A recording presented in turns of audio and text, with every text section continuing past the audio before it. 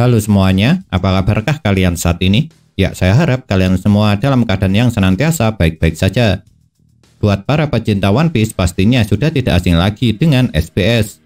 Ya, betul, SBS bisa dibilang merupakan salah satu platform yang digunakan oleh Eiichiro Oda untuk menjawab pertanyaan-pertanyaan dari para fans. Makanya tidak mengherankan jika pada akhirnya banyak informasi penting yang bisa kita dapat dari dalam kolom SBS tersebut. Salah satunya adalah yang akan saya bahas kali ini.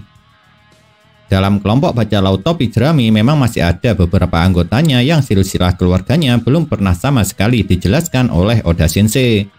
Salah satunya adalah Zoro.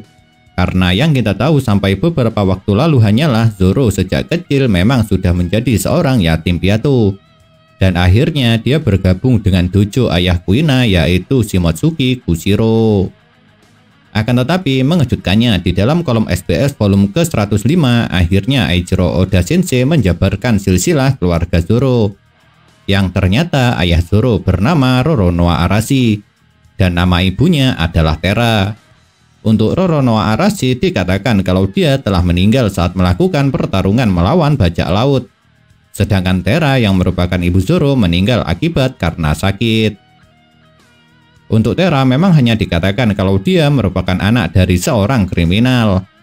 Namun yang menarik adalah orang tua dari Roronoa Arashi atau kakek nenek Zoro dari sisi sang ayah.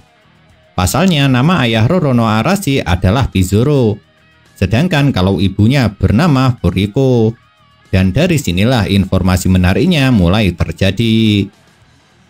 Memang benar Bizoro dikatakan hanyalah seorang pendekar pedang yang berasal dari desa.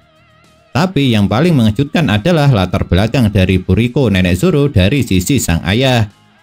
Lantaran mengejutkannya ternyata Furiko berasal dari keluarga Shimotsuki, yang juga merupakan kakak perempuan dari Shimotsuki Ushimaru Daimyo wilayah Ringo.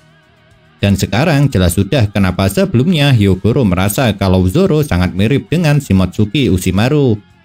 Bahkan menurut kakek tua tersebut jika dilihat dari belakang gaya dan postur Zoro sangat persis dengan Ushimaru. Karena memang sang pendekar tiga pedang dari kelompok bajak laut topi jerami yang sangat kita cintai itu merupakan cucu keponakan dari Ushimaru sendiri. Makanya tidak aneh kalau Zoro bisa mirip dengannya. Sebab bagaimanapun Zoro dengan Ushimaru masih merupakan keluarga dekat. Lalu karena Ushimaru dikatakan sebagai keturunan dari Ryuma, itu berarti Zoro yang merupakan cucu keponakannya juga bisa dikatakan sebagai keturunan dari sang samurai legendaris dengan pedang Susui yang berasal dari Wano tersebut. Dan karena Zoro merupakan keturunan dari Ryuma serta juga cucu keponakan Ushimaru, menjadi tidak mengherankan kalau dia pada akhirnya bisa menjadi seorang pendekar pedang yang hebat.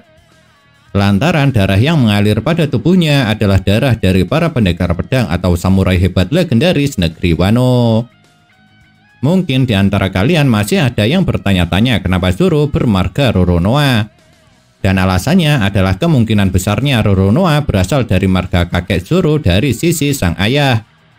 Jadi kalau diurutkan akan menjadi seperti ini.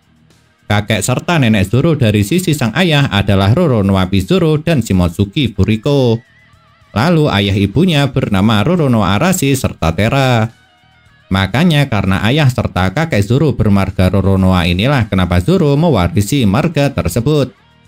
Dan tidak mewarisi marga Shimotsuki yang berasal dari neneknya. Nah itulah yang dapat saya bahas mengenai terungkapnya silsilah keluarga Zoro. Dan saya harap meski pembahasannya sangat apa adanya, kalian masih tetap bisa memahami serta mengerti dengan semua yang saya sampaikan. Lalu kalau kalian mempunyai pendapat, jangan pernah sungkan untuk menuliskannya pada kolom komentar. Karena komentar kalian itu sangatlah berarti. Entah itu untuk dijadikan bahan saling bertukar pendapat, ataupun saya gunakan sebagai referensi. Referensi agar kedepannya bisa membuat pembahasan yang lebih baik lagi daripada sekarang.